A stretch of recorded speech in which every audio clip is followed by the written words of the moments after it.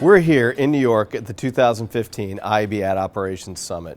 We just wrapped our town halls where we call on attendees to collaborate on the industry's most pressing issues. Let's hear what they had to say in surfacing quality inventory in programmatic.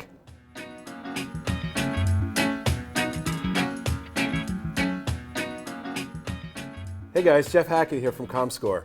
We just held a fascinating town hall on the topic of surfacing quality inventory in programmatic. For those of you that weren't able to join, my friend LD here has agreed to help with a recap of what we learned in this session.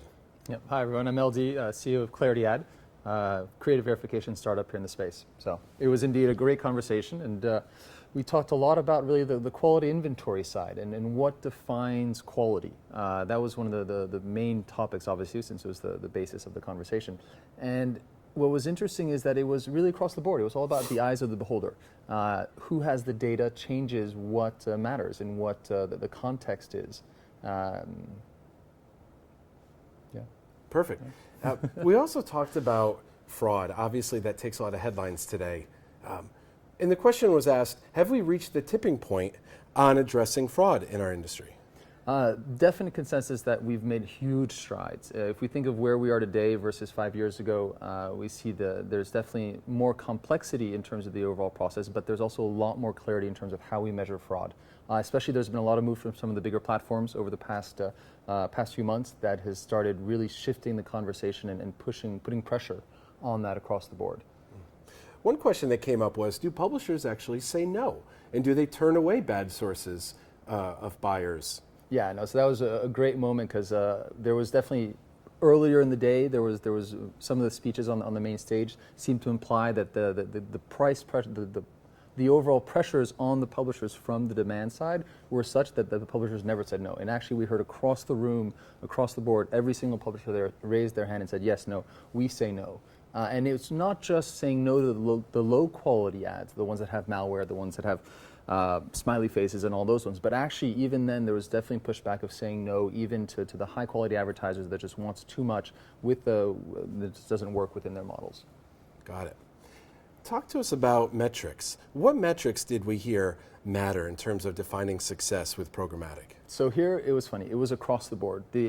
Everyone had multiple different metrics of what they felt was the big thing that mattered most. The key thing though was that no one said clicks, no one said viewability. There was, although everyone presented their specific thoughts of the context of how their metrics mattered most, it was very aligned with trying to think of what is the advertiser's campaign goal, what is the marketing goal, and so that was obviously emblematic. I think really the publishers are trying to really deliver solutions. They're not just delivering impressions, they're really trying to deliver solutions when they sell, regardless of whether it's programmatic or direct.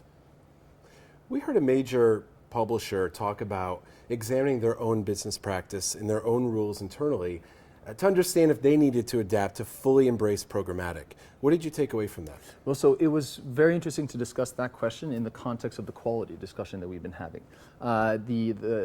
What came across there was that what defines obviously the quality, it was the context, the user, the environment, the site, and when you're selling that, you've got to sell it very specifically, and you've got to sell it understanding the ad serving process. You've got to sell it understanding not just the overall sales process you need to do, but how is the ad going to be delivered.